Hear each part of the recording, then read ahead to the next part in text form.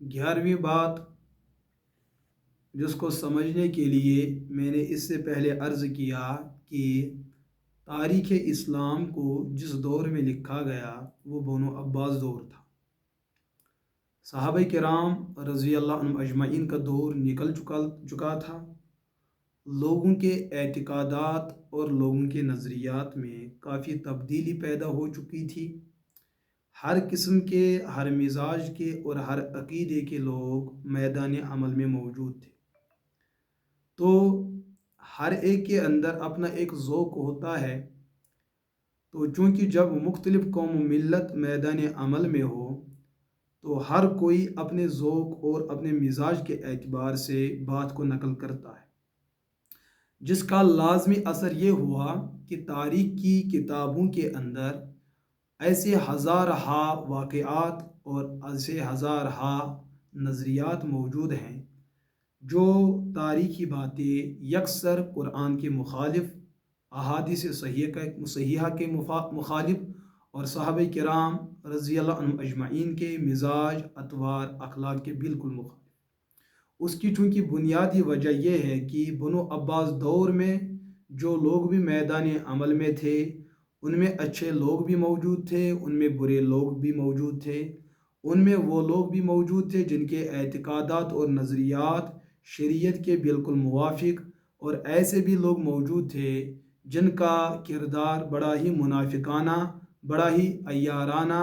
और मलम्मत साजी और दसीसाकारी उनकी फितरत बन चुकी थी। लेकिन ऐसे लोग भी तारीख़ को बयान करने में इन लोगों ने चूँकि एक किरदार निभाया है, तो इस किस्म की गलत बातें इनकी तवस्सुत और इनके इरादे और प्रोग्राम से तारीख़ इस्लाम की किताबों के अंदर ये बातें भी दाखिल हो गई, जिसका लाजमी असर ये हुआ कि तारीख़ की किताबों के अंदर हर किस्म की बातें मौजूद हैं। यानी कि अगर आप देख लीजिए कि तारीख़ की एक बात जब किसी इंसान को इज़्ज़त देने पे आती है तो इसकी इज़्ज़त इतनी परवान चढ़ जाती है कि दुनिया के अंदर शायद कोई इतना सच्चा और पाकबाज़ आपको नज़र आ जाए। लेकिन तारीख़ का दूसरा सफ़ा पलटते ही जब आप इसी इंसान की ज़िंदगी को पढ़ना शुरू कर देंगे तो तारीख़ जब इसको गिराने पे आती है, तारीख़ का जो ये दूसरा साइड इसको गिराने पे आता है, तो दुनिया का सबसे ज़्यादा बदतरीन, बदचलन और बदतहज़ीब और बद अखलाक इंसान अगर आपको देखना हो तो तारीख़ के दूसरे सफ़े के मुताले से आप जान सकते हैं। जब तारीख़ के अंदर इस तरह की दो मुतज़ाद बातें हैं तो हम तारीख़ के किस हिस्से को कबूल करें और तारीख़ के किस हिस्से को रद्द करें, इसके लिए जो मेयार है वो मेयार ये है कि जो सनद है उस सनद के अंदर जो नाकिलीन और रावियान और बयान करने वाले हैं उनकी जहाँ हमने अखलाकी ज़िंदगी को देखना है, उनकी नज़रियाती ज़िंदगी को भी देखना है। अगर उनके नज़रियात और अकाइद और आमाल कुरान और सुन्नत के मुवाफिक हैं तो उनकी बात को दीगर शराइत के एतबार से लिया जा सकता। लेकिन अगर उनकी अखलाकी ज़िंदगी, नज़रियाती और मजहबी और एतिकादी ज़िंदगी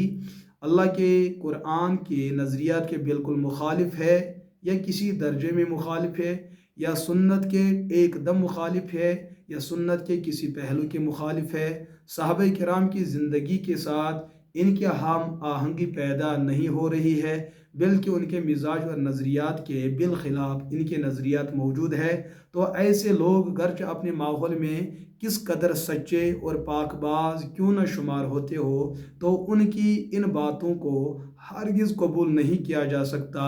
उसकी बुनियादी वजह इनके इख्तिलाफ़ एतकादात और उनके नज़रियात के अंदर वो कमज़ोरी और वो बिगाड़, जिस बिगाड़ को लेकर हम इस शख्स के बारे में इस्लाम और ईमान की गवाही नहीं दे सकते, जब वो एतकादात और नज़रियात का ही दुश्मन है जो कि कुरान और सुन्नत का एक इनकलाबी मिशन है। तो जब इस शख्स ने कोई रिवायत और कोई तारीख़ी वाक़े को बयान किया जो कुरान और सुन्नत के मुखालिफ है, तो उस तनाजुर में हम ऐसे बंदे और ऐसे शख्स की बात को बिल्कुल भी कबूल नहीं कर सकते हैं।